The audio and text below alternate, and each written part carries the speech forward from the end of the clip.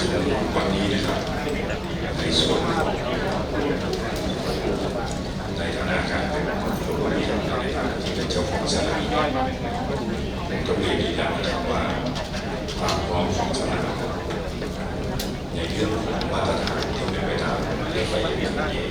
เราพร้อมนะครับพร้อมเกิน100%การจัดการแข่งขันประตูทีวีปีนี้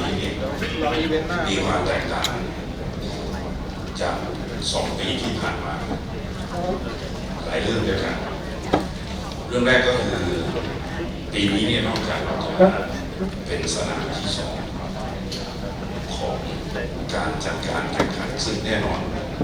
ความตื่นเต้นความเร้าใจความสนุกจะแตกต่างจาก2 ปีที่ผ่านมาที่เราในสนามท้ายๆซึ่งเกือบจะจบฤดูกาลแล้วเกือบจะรู้อยู่แล้วว่าใครจะเป็นแชมป์ความตื่นเต้นการแข่งขันระหว่างทีมต่างๆที่เข้าร่วมการแข่งขันอาจจะไม่เร้าใจแล้วก็ไม่เห็นอะไรแปลกใหม่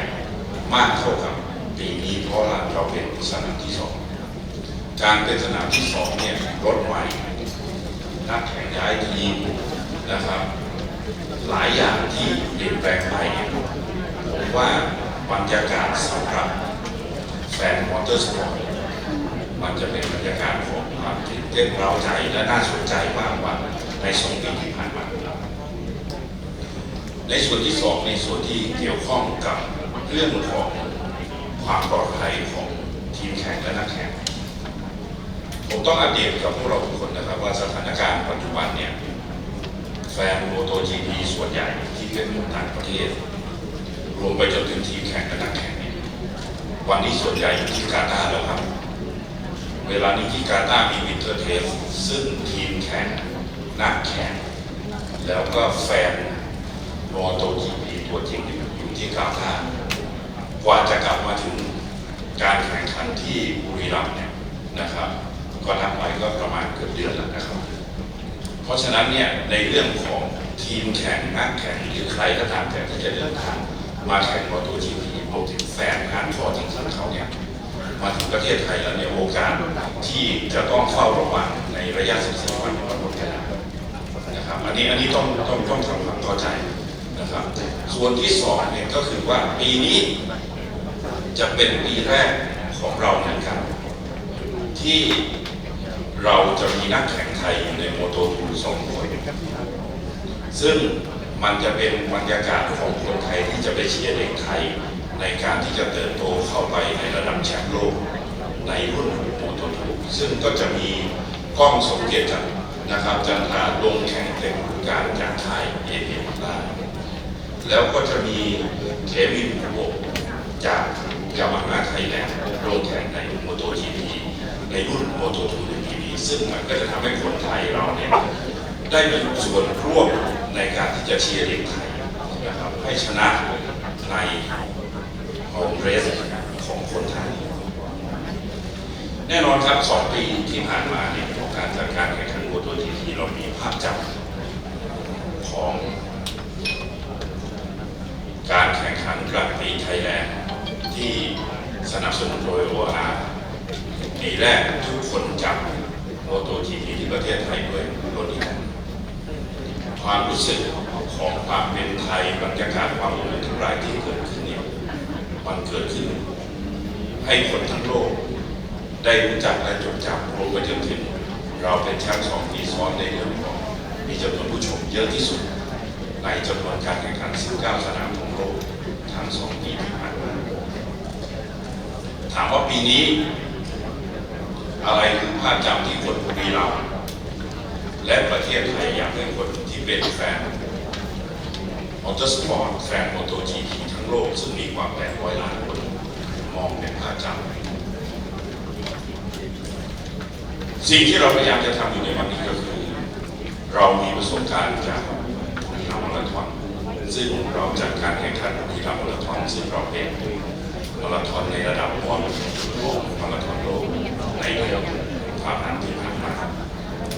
เรารองรับนักวิ่งกว่า 25,000 คนรวมกองเชียร์รวมคนที่มาร่วมกิจกรรมร่วม100,000 คนเรามีมาตรการของเมืองในเรื่องของความสะอาด มาตรการทางสาธารณสุขการดูแลทางนักวิ่งซึ่งมีทั้งไทยและต่างชาติรวมไปถึงกองเชียร์ความสำเร็จของเมืองในเรื่องของความสะอาดและปลอดภัยเรารองรับคนร่วมแสนในการวิ่งมาราธอนโลกในระดับวันในปีที่ผ่านมานะครับโดยไม่มีปัญหาใดๆในเรื่องของสุขอนามัยในเรื่องสาธารณสุขในเรื่องความปลอดภัยใดๆเลยนะครับประสบการณ์ที่เมืองบุรีรัมย์ทั้งภาครัฐประชาชนและเอกชนทำร่วมกันเนี่ยเรามองว่าปีนี้เป้าหมายของการจัดการแข่งขันโมโต GP โดย OR Thailand ครั้งปี 2020 ภาพจำที่คนเมืองบุรีรัมย์และประเทศไทยผมคิดว่าเราจะต้องทำร่วมกันก็คือเราจะทำภาพจำของการเป็นโมโต GP คลีนให้คนทั้งโลกได้เห็นว่าประเทศไทยปลอดภัยคลีนสะอาดแล้วสามารถป้องกันปัญหาการแพร่ระบาดต่างๆได้ถามว่าจากประสบการณ์ที่เราทำตอนนี้เราเตรียมการอะไรไปได้บ้างผมต้องเรียนอย่างนี้นะครับว่าเราเตรียมการมาตรการทั้งหมดเนี่ยหนึ่งเรามีแอปพลิเคชันบุรีรัมย์เฮลตี้ซึ่งจะเป็นแอปพลิเคชันซึ่งนักท่องเที่ยวหรือคนที่มาบุรีรัมย์ทุกคนไม่ใช่เฉพาะมาตรการนี้เราจะไม่ได้ใช้เฉพาะกับการแข่งขันโดยเฉพาะเท่านั้นนะครับแต่ว่าจะเป็นมาตรการที่เราจะใช้ตลอดไปทั้งปีเพื่อให้ทุกคนมั่นใจได้ว่าบุรีรัมย์คลีนบุรีรัมย์เฮลตี้อันนั้นคือภาพที่เราพยายามจะทำดึงเรามีแอปพลิเคชันสองนะครับเรามีเรื่องของรีไซเคิลขยะซึ่งเราจัดการทุกอย่างสามทุกคนที่ไปที่บุรีรัมย์นะครับเราจะมีไกด์ไลน์ในสติ๊กเกอร์แจกนักท่องเที่ยวทุกคนที่ไปบุรีรัมย์ว่าจะป้องกันตัวเองอย่างไรนะครับเป็นสติ๊กเกอร์ซึ่งสามารถติดหลังโทรศัพท์ได้นะครับและสำหรับทุกคนที่ไปชมโมโต GP นะครับเอาว่าในสนามนี้ทุกท่านจะได้รับแจกเจลเรซิ่งเจลนะครับสำหรับทุกคนนะครับเพื่อไว้ล้างมือแน่นอนครับในทางเข้าสแตนทั้งหมดจะมีการตรวจวัดอุณหภูมิผู้ชมที่เข้าไปชมในสนามและขึ้นไปบนสแตนทุกคนนะครับจะถูกวัดและก็ทุกคนที่เข้าไปชมการแข่งขันโมโต GP เรามีบัตรนี้นะครับเราจะแจกบัตรนี้สำหรับทุกคนนะครับในการที่จะเป็นบุรีรัมย์เฮลตี้โมเดลของเรานะครับงั้นถามว่าบัตรนี้เนี่ยใช้ทำอะไรได้บ้างหนึ่งนะครับบรรเทาเรื่อง PM 2.5 สามบรรเทาเรื่องของการแพร่กระจายหรือการติดเชื้อในกรณีที่คนหมู่มากไปอยู่กันนะครับอันนี้คือมาตรการข้างในสนามซึ่งเราจะทำรวมไปจนถึงบรรดาอาสดีซึ่งอยู่ในสนามเป็นอาสาสมัครเพื่อจะตอบคำถามให้คำแนะนำนักท่องเที่ยวและคนที่เข้าชมทั้งหมดนอกจากแต่เดิมเนี่ยเราจะให้ความช่วยเหลือเรื่องข้อมูลเรื่องการอยู่ในสนามว่าจะต้องทำอะไรอย่างไรปีนี้อาสดีทุกคนจะมีเครื่องตรวจวัดอุณหภูมิทางการแพทย์สำหรับนักท่องเที่ยวหรือคนที่เข้าไปที่สนามแล้วเกิดใครสงสัยหรือไม่แน่ใจว่าตัวเองเป็นไข้หรือติดไข้อะไรหรือเปล่านะครับก็เดินไปหาอาสดีก็จะมีเครื่องวัดอุณหภูมิให้เพราะว่านี่คือบุรีรัมย์เฮลตี้โมเดลที่เราจะทำถามว่ากระบวนเรื่องของความปลอดภัยที่เราเตรียมการในจังหวัดบุรีรัมย์เราทำอะไรบ้างทุกท่านที่เดินทางไปบุรีรัมย์นะครับไม่ว่าท่านจะไปโดยเครื่องบินรถไฟรถยนต์นะครับเราจะมีกระบวนการในการที่จะต้องคัดกรองและตรวจวัดอุณหภูมิคัดแยกตั้งแต่เมื่อท่านไปถึงบุรีรัมย์อันนี้อันที่หนึ่งนะครับมีการวัดอุณหภูมิมีเจ้าหน้าที่นะครับวัดอุณหภูมิทุกคนสองวันนี้ทางจังหวัดบุรีรัมย์ นะครับโดยฝ่ายราชการและสาธารณสุขและประชาชนวันนี้เรามีบัญชีรายชื่อของ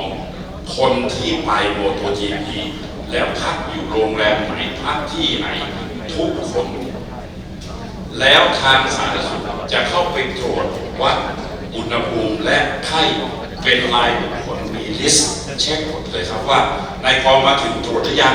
นายขอวัดหรือยังนายขอวัดหรือยังแล้วเรามอนิเตอร์ตลอดงานของเราเพราะฉะนั้นตรงนี้เนี่ยผมคิดว่านี่คือบุรีรัมย์เฮลตี้โมเดลซึ่งอาจจะเป็นโมเดลต้นแบบนะครับสำหรับที่เมืองอื่นๆในประเทศไทยจะนำไปใช้และผมเชื่อว่ามาตรการเหล่านี้เนี่ยเราสามารถที่จะคัดกรองและป้องกันให้ทุกคนที่เดินทางไปท่องเที่ยวที่บุรีรัมย์ปลอดภัยได้นะครับอันนี้คือมาตรการและวิธีการที่เราเตรียมการไว้สำหรับการรองรับในการจัดการแข่งขัน OR Thailand กลางปี 2020 ในปีนี้ผมเรียนย้ำนะครับว่าเราไม่ได้ใช้กำลังของภาครัฐเราใช้กำลังของทุกภาคส่วนในจังหวัดบุรีรัมย์ในเมืองบุรีรัมย์ทั้งในเรื่องประชาชนอาสาสมัครเจ้าหน้าที่ภาคเอกชนเราทุกคนรวมเป็นหนึ่งเดียวเราถือว่าการจัดการแข่งขันโมโต GP คราวนี้เนี่ยมันไม่ได้มีผลแค่เมืองบุรีรัมย์แต่เราคิดว่ามันเป็นสิ่งที่จะสะท้อนให้เห็นถึงมาตรการทางด้านสาธารณสุขความสะอาดความปลอดภัยของประเทศไทยเพื่อจะทำให้เกิดความมั่นใจกับคนทั้งโลกว่าเมื่อไหร่ก็ตามแต่ถ้าปัญหาเรื่องความวิตกกังวลและมาตรการในการป้องกันปัญหาการระบาดของไวรัสจบลงประเทศไทยและเมืองบุรีรัมย์จะเป็นเป้าหมายแรกของนักท่องเที่ยวที่ได้รับการปลดล็อกและจะได้กลับมาแล้วจะกระตุ้นการท่องเที่ยวของประเทศไทยให้แข็งแรงและเร็วกว่าเมืองอื่นผมคิดว่านี่คือบทพิสูจน์ของทุกคนในบุรีรัมย์ที่จะต้องพิสูจน์ได้เห็นว่าประเทศนี้เมืองนี้มีมาตรการทางสาธารณสุขมีความปลอดภัยและมีความพร้อมเพราะฉะนั้นเมื่อไหร่ก็ตามแต่ที่คนเลิกวิตกกังวลกับไวรัสและเมื่อไหร่ก็ตามแต่ที่ทุกคนพร้อมที่จะเดินทางไปท่องเที่ยวที่ใดๆในโลกเราหวังว่าโมโต GP คลีนที่จัดขึ้นในเดือนมีนาคมนี้จะเป็นคำตอบที่เป็นรูปธรรมต่อนักท่องเที่ยวทั้งโลกว่าประเทศไทยปลอดภัยคุณมาเถิดคุณไม่ต้องระวังเรื่องไวรัสอันนี้จะเป็นกลไกสำคัญและเป็นมาตรการสำคัญที่จะผลักดันและกระตุ้นการท่องเที่ยวของประเทศไทยให้ฟื้นได้เร็วกว่าประเทศอื่นๆเป็นการสร้างความมั่นใจโดยอีเวนต์ระดับโลกที่มีคนดูกว่า800 ล้านคนทั้งโลกในการถ่ายทอดสดผมว่านี่คือกำลังสำคัญเพราะฉะนั้นสิ่งสำคัญที่สุดในฐานะที่เป็นเจ้าของบ้านเป็นคนบุรีรัมย์ผมหวังว่าเราจะได้ร่วมมือกันโดยเฉพาะสื่อมวลชนทั้งหลายนะครับขอความกรุณาได้นำเสนอมาตรการและวิธีการที่เราเตรียมการในการป้องกันปัญหาเรื่องไวรัสนี้นะครับด้วยบุรีรัมย์เฮลตี้โมเดลเนี่ยนะครับมันจะเป็นมาตรการสำคัญที่จะช่วยให้เรากลับมายืนได้เร็วกว่าคนอื่นในโลกของการแข่งขันทางการตลาดของการท่องเที่ยวในโลกใบนี้ซึ่งเราเชื่อว่ามันจะเป็นเอนจินสุดท้ายที่จะช่วยขับเคลื่อนเศรษฐกิจของประเทศนี้เพราะฉะนั้นเนี่ยขอนำเสนอแล้วก็นำกลับเรียนนะครับเพื่อเราจะได้รู้ว่าทำไมเมืองบุรีรัมย์ถึงกล้าพอที่จะยืนรองรับอีเวนท์ที่ใหญ่ที่สุดเป็นอันดับ 3 ของโลกที่ผมบอกว่าอันดับ 3เพราะว่าเรารู้กันอยู่แล้วว่าฟุตบอลโลกคือเบอร์ 1โอลิมปิกคือเบอร์ 2แล้วเบอร์ 3คือโมโต GP เพราะฉะนั้นวิธีเดียวที่เราจะดึงความมั่นใจกลับมาคือถ้าเราสามารถทำให้การแข่งขันรอบนี้คลีนแล้วก็เฮลตี้ได้ประเทศไทยจะเป็นเป้าหมายแรกของนักท่องเที่ยวทั้งโลกที่จะมาต่อไปในอนาคตนี่คือความตั้งใจและความหวังของคนบุรีรัมย์ที่อยากจะทำ นะครับเพราะฉะนั้นนี่ก็เรียนเพื่อทุกท่านได้เข้าใจว่าวันนี้สนามพร้อมเมืองพร้อมคนในเมืองพร้อมมาตรการทางด้านสาธารณสุขพร้อมอาจจะมีคำถามนะครับว่าแล้วเจลตอนนี้เมืองเตรียมไว้เป็นแสนขวดแล้วนะครับหลายแสนขวดสำหรับที่จะใช้กับนักท่องเที่ยวทุกคนที่ไปนะครับปั๊บเตรียมไว้สำหรับทุกคน